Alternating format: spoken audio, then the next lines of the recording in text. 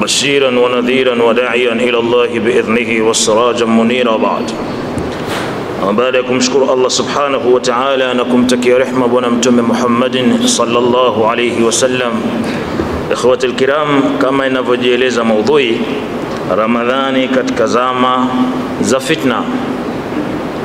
Kwa nini tunazungumza hii maudhui? Kwa sababu tuko ndani ya zama za fitna.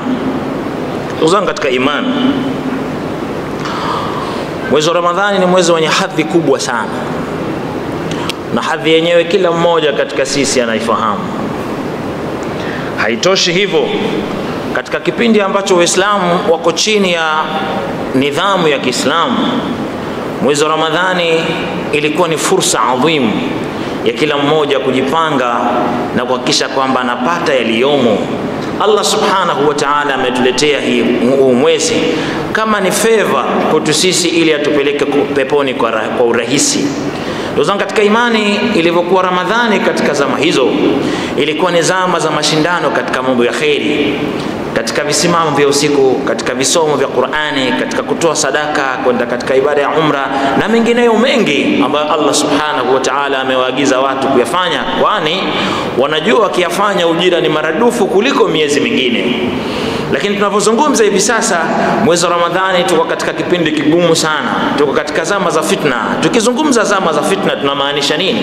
Tukizungumza zama za fitna tunamaanisha ni zama ambazo Waislamu wanaishi pasi na kuongozwa na kitabu cha Allah na sunna ya Mtume Muhammadin sallallahu alaihi wasallam. Kwa lugha fupi, hawaishi maisha ya Kiislamu kwa kuwa hawaongozwi na Uislamu, na nidhamu zinazosimamia maishani sio nidhamu ya Kiislamu, na hili ni suala la kiulimwengu, wala sio suala la eneo fulani na eneo fulani na eneo fulani. Katika hali kama hiyo, hata ukiangazia ndani ya Qur'an, neno fitna lina maana nyingi, lakini katika maana hizo neno fitna lina maana ya ukafiri. Allah subhanahu wa ta'ala anasema, waqatiluhum hatta la takuna fitna wa yakunu ad-dinu lillah, wapigeni vita mpaka iondoke fitna, kwa maana uondoke ukafiri na ibakie ni dini ya Allah subhanahu wa ta'ala. Sasa katika zama kama hizi za Ramadhani imekuwa na wakati mgumu sana ndugu katika imani, na ni kipindi ambacho alikibashiri bwana mtume Muhammadin sallallahu alaihi wasallam kwamba tutafika katika zama kama hizi. Akizungumza katika riwaya ambayo imepokelewa na At-Tirmidhi, anasema yati ala an-nasi zamanun as-sabir fihim ala dinihi kalqabidh ala al-jamr. Anasema itakuja zama katika watu, mtu aliokamatana na dini yake katika hao watu ni sawa sawa na mtu aliokamata kaa la moto. Ndio zama za leo. Leo imekuwa yule anayekamata dini ndio amekuwa ni kiroja katika jamii, na yule muovu ndio ameonekana ni mtu wa maana katika jamii. Leo tunapozungumza, Uislamu umekuwa ni ismu, umekuwa ni jina. Kila kitu katika Uislamu kinaonekana kina ugeni wake, kama alivyosema bwana mtume Muhammadin sallallahu alaihi wasallam, bada al-islamu ghariban wa sayaudu ghariban kama bada. Uislamu umekuja katika sura ngeni na utarudi kuonekana kuwa ni mgeni katika macho na masikio ya watu, lakini furaha iliyoje kwa wageni. Akawataja ni wale ambao yuslihuna ma afsada an-nas, wale ambao wanarekebisha pale ambapo watu wameharibu. Kwa hiyo katika zama za fitna, zama ambazo ni ngumu sana. Katika kipindi kama hichi Uislamu funga zetu zimekumbana na changamoto nyingi sana, zimeingia katika wakati mgumu sana, na miongoni mwa mambo ambayo yameonekana katika zama za fitna juu ya mwezi wa Ramadhani ni kudhihiri mambo yafuatayo. Moja, mwezi wa Ramadhani umekuwa ukitumika katika kukuza fikra za kizalendo. Ndugu zangu katika imani, Muislamu hana mipaka ya kijiografia iliyochorwa na hawa magharibi. Muislamu hajatengenezewa hiyo mipaka katu aslani. Yeye ni Muislamu, inna hadhihi ummatakum ummatan wahida, huu umma wenu ni umma mmoja. Lakini leo fikra za kizalendo zimekuja kuwaparaganya Waislamu, wanajikuza kwa ajili ya mipaka ya kijiografia. Hawaangalii tena yale yaliyowafunza Allah subhanahu wa ta'ala na bwana mtume Muhammadin sallallahu alaihi wasallam. Kumekuwa ni mwezi wa watu fulani, ni mwezi wa Nigeria, ni mwezi wa Saudi, ni mwezi wa kadha na kadha na kadha na kadha, aliyakuwa huu ni mwezi wa Ramadhani. Kwa baada ya kukuza ule umma wa Kiislamu, kuleta pamoja, kuwafanya wawe pamoja, leo mwezi wa Ramadhani unatumika kuwagawa watu kwa mipaka hii iliyochorwa na magharibi. Lakini sio hivyo tu, mwezi wa Ramadhani umekuja umetengenezwa picha onekane ni ala la kiroho peke yake, yani mafungamano ya Waislamu na Mola wao yawe ni katika spiritual issues, katika masala ya kiroho peke yake. Kwa hiyo utaona hata yanayozungumzwa ni watu kuhimizwa katika mambo ya kiroho tu. Kila anayezungumzwa basi yagusie masala ya kiroho na kadha, kana kwamba Uislamu hauna sehemu nyingine katika maisha. Uislamu ni complete and comprehensive ideology. Huu ni mfumo kamili wa maisha. Kwa kuwa ni mfumo kamili wa maisha, umegusa siasa, nidhamu za kiuchumi, nidhamu za kijamii na yale yote yanamhitaji mwanadamu katika maisha haya. Kwa hiyo unapozungumza Uislamu isiishie ni katika masala ya kiroho peke yake. Bwana Mtume Muhammad sallallahu alaihi wasallam alikuja na mfumo ili ushinde mifumo mingine. Huwa والذي أرسل رسوله بالهدى ودين الحق ليظهره على الدين كله. الله سبحانه وتعالى kamtumiliza mtume wake na muongozo al-Qur'an al-Karim, lengo la madhumuni liyudhhirahu ala dini kullihi, aishindishe uwe ni juu ya mifumo mingine yote. Kwa kuwa Uislamu ni mfumo wa maisha, basi tunapozungumza ndani ya Ramadhani tusizungumze katika vijieneo tu, isiwe ni katika sehemu ya masala ya kiroho peke yake, bali watu wanatakiwa waoneshe Uislamu katika sura kamili. Leo Ramadhani inatumika kukuza masala ya kuzungumza Uislamu katika masala ya kiroho peke yake. Utaona hata katika vipindi mbalimbali katika redio na mengineyo, wale wanaokaribishwa kuja kuzungumza mule ndani wanapangiwa mpaka cha kuzungumza, maana yake uguse masala haya na haya na haya, kana kwamba Uislamu umechorewa maeneo tu. No, huu sio Uislamu ule aliokuja nao Bwana Mtume Muhammad. Ule aliokuja nao ulikuja ukatawalia maisha ya watu. Leo tunazungumza ilisimama dola ya Kiislamu iliyoasisiwa na Bwana Mtume, imedumu zaidi ya miaka 1300. Ingekuwa ni katika sura ya spiritual peke yake, ya kiroho peke yake, basi dini nadhani hata sisi isingetufikia huko. Kwa hiyo utakuta Uislamu leo katika Ramadhani kuna sura kama hiyo. Lakini pia mwezi huu ni mwezi wa Qur'ani, hakuna anayekataa. Qur'ani imejieleza yenyewe, shahru ramadhana alladhi unzila fihi alquran hudan linnasi. Lakini namna ulivyojieleza sivyo leo tunavyoichukulia. Leo alhamdulillah, sio jambo baya, tufahamiane vizuri. Kuna masala ya mashindano ya Qur'an tumetoa kutangaziwa hapa na tuhudhurie, falillahi alhamd. Kusikiliza Qur'ani ikisomwa ni jambo ambalo limeelekezwa na Qur'an. Lakini leo kuna watu ambao wanayatumia haya mashindano ya Qur'ani si kwa sura ya Uislamu, wanatumia kwa ajenda zao. Wengine katika watawala katika biladi za Waislamu wanatumia mwezi wa Ramadhani na haya mashindano ya Qur'ani wajisafishe ule uchafu walionao.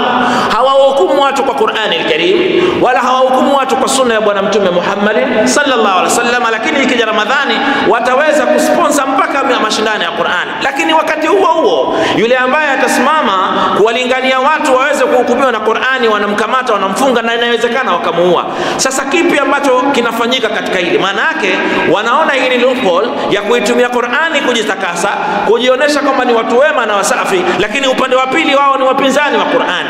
Na haya yanatumika ndani ya Ramadhani. Ndio tunazungumza kwamba Ramadhani katika zama za fitna hauitumiki Qur'ani kwa ajili ya kuja kusimamia maisha ya watu, kwa ajili ya watu kuongozwa na Qur'ani al-Karim, jambo ambalo ni wajibu, kwa ajili ya watu kuelekezwa na Bwana Sunna ya Mtume Muhammad sallallahu alaihi wasallam katika maeneo yote maishani, jambo ambalo ni wajibu kwa kila Muislamu, bali yanatumika kuweza kuwatawala, kuweza kuwatakasa hawatawala katika biladi za Uislamu ili waonekane ni wema na wanaipenda Qur'ani, halakuwa wao ni wapinzani wa Qur'ani.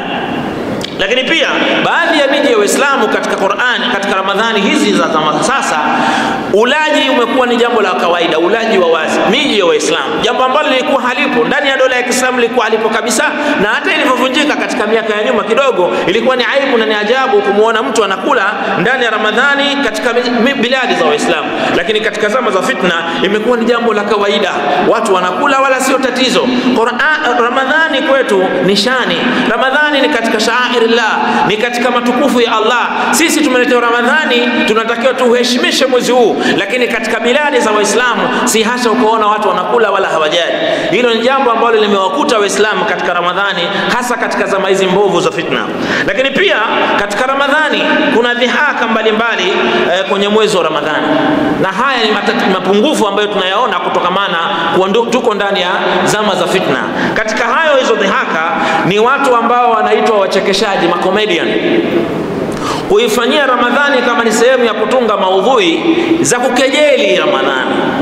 Na haya yamekuwa ni mambo ya kawaida wala hayazungumziwi.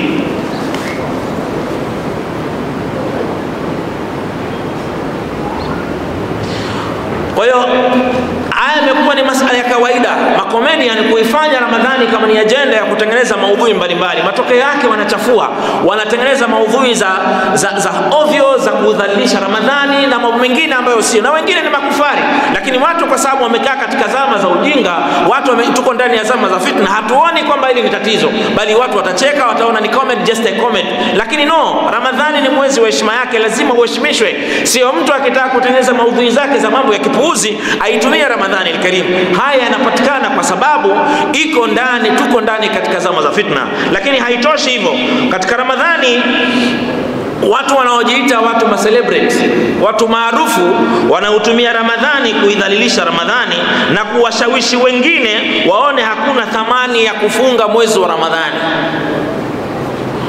Utakuta wanajirekodi wanakula mwezi wa Ramadhani, tena kwa jeuri na kiburi, na kwa kuwa wana followers, wana watu wanawafuata katika mitandao ya kijamii, basi itaonekana ni jambo la kawaida. Na mimi kama huyu mtu wangu wa karibu ninayemfuata ameamua kula, na mimi naweza nikala tu. Tuna mtu mmoja maarufu juzi kati kajirekodi, wala hataoni aibu wala hataoni fedheha, kijinadi ni Muislamu, kazaliwa katika mengongo ya Kiislamu, katahiriwa na kadha, anajiita Dodoma Gari. Naye anafanya, na wengine kama hao wanaofanya mpaka hao ma celebrity wengine na wana muziki wanakwenda kutumbuiza na wanajinadi kwenye vyombo vya habari kwamba mimi siwezi kuacha fedha kwa sababu ya Ramadhani. Haya yanafanyika kwa sababu tuko katika zama za fitna. Lakini hii ni fedheha. Haya ni masuala ambayo hakutakikana kupatikana katika mwezi wa Ramadhani. Leo watu wanakula na wanajifakharisha kula ndani ya mwezi wa Ramadhani. Ndio maana tunazungumza kwamba mwezi wa Ramadhani umekumbwa na wakati mgumu kwa sababu tuko katika zama za fitna. Lakini katika mihaka zingine ambazo zinaonekana kufanyika ndani ya mwezi wa Ramadhani, kumekuwa na kampeni chafu sana ya dini mseto. Kaifia dini mseto imekuwa vipi yani? Katika sura gani? Mwezi wa Ramadhani ni mwezi wa Waislamu. Hii ni ibada kwetu sisi. Na kila msamiati ulioko ndani ya mwezi wa Ramadhani ni msamiati kwa misingi ya Uislamu, kwa misingi ya sheria ya Kiislamu. Tunapozungumza iftar, hii imekuja kwa sababu ni mwezi wa Ramadhani. Kaizungumzia Bwana Mtume Muhammad sallallahu alaihi wasallam, alisaim farhatani, mfungaji na furaha mbili. Furaha ya kwanza ni pale anapoftari, iwe ni wakati wa magharibi au ni siku ya Eid. Na furaha ya pili ni malipo ambayo Allah atafurahi wakati Allah subhanahu wa ta'ala anamlipa katika kutokana na saumu yake siku ya Kiyama. Kwa hiyo iftari kwetu sisi ni msamiati wa kisheria ambao utekelezaji wake ni kwa Muislamu, kile kitendo cha kufungua anapokuwa amemaliza kufunga, alafu kuna chakula ambacho watakula baada ya pale. Lakini leo imekuwa ni kawaida kuwaona watu wakichanganyika na makufari wakawa pamoja ati wanaftari. Huyu kafiri anaftari kwa funga gani? Na wakati mwingine wanaitwa viongozi wa dini wamechanganyikana. Sala hili ni sala la kiibada. Unapofanya hivi athari yake ionekane hakuna tatizo baina ya hii dini na hii dini. Kampeni ya dini mseto imekuja katika sampuli tofauti. Na dini mseto ni ukafiri. Sisi hatuna dini za mbinguni kama wanavyoziita wao adiyanu samawi au adiyanu ibrahimia, kwamba dini zinatokana na Ibrahim au dini za mbinguni. No. Sisi tuna dini moja tu ndio sahihi. Inna dina inda Allah al-Islam. Dini iliyo sahihi mbele ya Allah subhanahu wa ta'ala ni Uislamu. Na habari ya hawa sio kuwa Waislamu tukaona na sisi nao hawana tatizo, ni katika sisi wote ni ndugu wa Adam aliyetuumba. Ndio kasema lakum dinukum waliya dini, nyinyi mna dini yenu na sisi tuna ya kwetu. Suala la kuleta watu pamoja ati nao wamekuja ni ma celebrate ni kadha umewajaza sehemu moja kuja kuftari ni moja katika kampeni mbaya sana ya dini mseto. Inatumika Ramadhani kutangaza kampeni chafu kama hizo za dini mseto. Hii ni kwa sababu tu katika zama za fitna. Na hili lazima tuwaambie watu. Na imefika kipindi kama kweli nyinyi mna ghera ya kutoa, huu ni mwezi wa kutoa, kuna watu maskini. Tumeona kuna tangazo hapa habari ya watu ambao wana maradhi, wengine ni mayatima, wengine ni mafakiri, wengine wafungwa. Wapelekeeni huko mpate radhi za Allah Allah subhanahu wa ta'ala sio kuwaita watu macelebrity makufari mkajaza sehemu moja tena mkatumia gharama kubwa sana mjioneshe katika mitandao ya kijamii kwamba mmefutarisha watu. Unamfutarisha vipi mtu ambaye hafungi wala haimuhusu hiyo imani? Hii ni kampeni ya kutangaza dini mseto. Leo Ramadhani katika zama za fitna inatumika kwa ajili ya kutangaza kampeni chafu kabisa za dini mseto. Lakini pia leo Ramadhani inakumbwa na wakati mgumu sana wa maasi ambayo yako dhahiri shahiri na yanasimamiwa na mfumo. Leo mfumo wa kibepari na demokrasia yake, mema yamekuwa ni mabaya na mabaya yamekuwa mema. Leo mwenye hadhi ni muovu na mwenye mtu dhalili ni mwema. Leo mwenye kula kamari, mwenye kucheza kamari, mwenye kula riba akawa tajiri, huyo mtu mwenye hadhi ndio anakuzwa na kuonekana ni mtu wa maana kabisa. Lakini alimul Qur'ani, Sheikh mwanazuoni mcha Mungu hana nafasi. Ndio ubepari umetufikisha hapa. Sasa katika huu mfumo, kwa kuwa mema yamekuwa ni maovu na maovu yamekuwa ni mema, riba ni halali tena napigwa debe. Kamari ndio kabisa, kila siku embed zimejaa mpaka kwenye mashati tunaoingia nayo misikitini. Yote tunatangaza kamari mpaka misikitini katika nyumba za Allah subhanahu wa ta'ala. Kwa kuwa uovu umekuwa wazi, basi hata Ramadhani zetu zinakuwa ngumu. Leo ukipita wanawake wako uchi tena katika bilani za Waislamu. Leo ukienda hapa ni madisco, ukienda pale ni pombe, ukienda hapa ni nguruwe, ukienda kadha, na yote haya yanasimamiwa na nidhamu ambazo sio za Kiislamu. Kwa hiyo maasi yalipokuwa wazi yanaipa ugumu ufungaji wa Ramadhani. Watu wanahitaji utulivu wa fikra. Watu wanatakiwa wajiondoshe mbali na dunia, wawe karibu na Mola wao, mazingira yawe conducive, yawe mazuri kwa ajili ya kutekeleza ibada ya Ramadhani. Lakini leo kwa mfumo wa kibepari na demokrasia yake iliyofanya mema kuwa mabaya na mabaya kuwa mema, Ramadhani imekumbana na wakati uliokuwa mgumu sana. Lakini vile vile katika Ramadhani kuna changamoto zake nyingi ambazo zinaufika umma wa Kiislamu, tumezieleza baadhi. Sasa nini kifanyike? Kwa kuwa kila kitu kinapozungumzwa huwa kina sintofahamu zake, lazima ipatikane solution lake. Tumezungumza mazingira magumu ambayo leo tunakutana nayo katika mwezi wa Ramadhani, na mazingira haya hayajaja kwa bahati mbaya, ima kuidhalilisha Qur'ani au kuidogesha Ramadhani na kuidhihaki au saumu zetu kuwa ngumu. Yote haya yametufika kwa sababu hatuko ndani ya maisha ya Kiislamu. Tuligusia kidogo hapo mwanzo kwamba Ramadhani ilipokuwa ndani ya dola ya Kiislamu ilikuwa ni mazingira yake ni rafiki. Unafunga unajihisi yale malengo ya Ramadhani yanapatikana.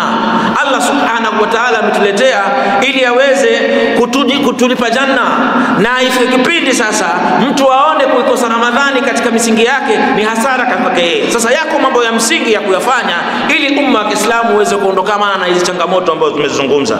Miongoni mwa mambo hayo ambayo lazima Waislamu uyafanye ni umma wa Kiislamu ufahamishe thamani na fadhila za mwezi wa Ramadhani. Inawezekana kabisa tunapoishi na ndivyo ilivyo leo, umma wa Kiislamu haulishwi yale ambayo anatakiwa ulishwe ili uweze kufahamu Uislamu kwa usahihi wake. Ima wafikishaji wana mapungufu katika ufikishaji, au umma wenyewe nyoyo zimesusua hazitaki tena kukaa zikasikiliza mambo ya khairati. Kwa umma unatakiwa ufahamishwe, tena ufahamishwe hasara ambayo mtu atakutana nayo ikiwa Ramadhani inafika mpaka inaondoka asiweze kusamehewa dhambi zake. Allah ametuletea Ramadhani ili aweze kutusamehe dhambi zake, na ameweka mengi ndani yake. Imetoka kuzungumza hapa na Sheikh Musa, Allah kaweka mambo mengi ili aweze wewe kukusamehe. Fikiria tu unaweza kuipata usiku mmoja ni sasa umefanya ibada miaka 83. Ndani ya Ramadhani jema moja linalipwa mpaka thawabu 700 na zaidi. Ndani ya Ramadhani kila khairi unayofanya inatofautiana na malipo katika miezi mingine. Sasa katika hali kama hiyo yako mambo ya msingi ya kuyafanya na mtu afahamishwe. Kwa mfano bwana Mtume Muhammad sallallahu alaihi wasallam anaonesha yule mtu ambaye ataingia katika Ramadhani then Ramadhani ikaondoka bila kusamehewa ni katika watu waliokula hasara sana. Anasema raghima anfi rajulin dhukrat indahu wa lam yusalli alayya wa raghima anfi rajulin dakhala alayhi Ramadhan thumma انسلخ قبل أن يغفر له ورغم أنف رجل أدرك عنده أبواه الكبر ولم يدخله الجنة. Mtu kaangukia pua ile ambaye atatajwa mtume mbele yake na asimsalie, huyu kana hasara kweli. Lakini pale mtu wa pili kula hasara ni yule ambaye itaingia Ramadhani ikamkuta na afya yake, kisha Ramadhani ikaondoka na asisamehe dhambi zake. Hii ni hasara kubwa kweli kweli. Umma ufahamishwe thamani ya Ramadhani, heshima ya Ramadhani na fadhila za Ramadhani, hasa kheri wakaweza kurejesha heshima iliyokuwepo hapo kabla. Jambo la pili, wanazuoni wabebe majukumu yao kiusahihi katika kuelekeza umma, na sio kuwa vipaza sauti vya watawala au kuwa wachumia tumbo kwa ajili ya dunia. Leo umma wa Kiislamu unahitaji mambo muhimu na murua kutoka kwa wanazuoni wa umma, wauelekeze namna nini kinatakiwa kufanywa. Lakini likasafi shadidi, katika hali iliyokuwa ni ya kusikitisha, wengi katika wanazuoni wetu hawabebi jukumu lao kisawasawa. Waueleze umma namna gani wanavyotakiwa kuishi katika maisha ya kila siku, waueleze umma jukumu lao kama Waislamu baada ya kuondoka bwana Mtume Muhammadin sallallahu alaihi wasallam, na baada ya kuondoka dola ya Kiislamu jukumu lao ni lipi. Leo umma unaolishwa na wanazuoni sio wale ambao wanatakiwa walishwe. Leo wanazuoni wakisimama ni kuelezea mivutano, sio kichwa la miguu, radi na radi na radi na radi. Umma unaangamia, umma unapotea, umma unahitaji direction. Watu wanakaa wakivutana katika vitu ambavyo la yusmin wala yughni min ju'i shay'a. Umma wa Kiislamu unahitaji wanazuoni watakokuwa kweli warithi wa Mtume Muhammad sallallahu alaihi wasallam, wachukue picha halisi na manhaji ya Mtume, waielekeza kwa wanadamu, hasa kheri Ramadhani ikarejeshwa hadhi yake. Na jambo la mwisho kabisa, umma wa Kiislamu unatakiwa ufahamu kwamba haya yote yanayotukuta sisi kama changamoto katika umma wa Kiislamu, yaliyomo ndani ya Ramadhani na yale ambayo hayamo ndani ya Ramadhani, basi yana suluhisho lake, na suluhisho lingine isipokuwa ni kurejesha maisha ya Kiislamu kwa kurejesha tena dola ya Kiislamu, ili tuweze kuongozwa na Qur'ani Karim. Ndugu zangu, tunaitana kwenye mashindano ya Qur'ani. Ndugu zangu, tunatoa tafsiri za Qur'ani ndani ya misikiti yetu. Ndugu zangu, tunasoma Qur'ani kila mmoja kwa ajili ya Ramadhani apate mazuri yaliyomo ndani, apate thawabu nyingi zomo ndani ya Ramadhani. Lakini kuna jambo moja kubwa sana lazima tulifanyie kazi. Qur'ani imekuja iweze kusimamia maisha ya watu. Qur'ani imekuja iweze kuhukumu katika maisha ya watu. Ndio jukumu la kwanza la Qur'ani. Sasa jukumu hili hamna atakayeweza kulisimamia isipokuwa ni mimi na wewe. Hakuna mtume baada ya Mtume Muhammadin sallallahu alaihi wasallam. Masahaba washaondoka, watakaobeba jukumu hili ni mimi na wewe. Kwa hiyo hizi changamoto tunazozungumza ndani ya Ramadhani haziwezi kuondoka, na nyinginezo katika maisha, iwe za kiuchumi, iwe za kijamii, iwe ni za kisiasa, na nyingine zote zinazohusu mwanadamu. Lazima Qur'ani iweze kusimamia maisha ya watu, na haiwezi kusimamia maisha ya watu pasi na kuwa na dola ya Kiislamu na pasi na kuwa na kiongozi wa umma. Ametoka kuzungumza shaka hapa, anasema innamal imamu junna tuqatalu min waraihi wa yutaqabi. Hakika kiongozi wa umma ni ngao, watu watapigana nyuma yake na watajilinda na yeye. Sasa katika hali kama hiyo, ili tuweze kuondosha changamoto hizi kuhusiana na mwezi wa Ramadhani na nyinginezo katika maisha, lazima tuende mbio kufanya kazi kidhati, ili tuweze kurejesha maisha ya Kiislamu na tuweze kuhukumiwa na Qur'an na Sunna chini ya kiongozi mmoja, chini ya bendera moja, la ilaha illa Allah Muhammadur Rasulullah. Tukifanya hivi, vijana kwa wazee, kwa hali yoyote, kwa uzito na wepesi, hasa kheri dola itasimama, tukaishi katika maisha bora, tukaiona Ramadhani inayotengeleza ule ucha Mungu wa ujumla.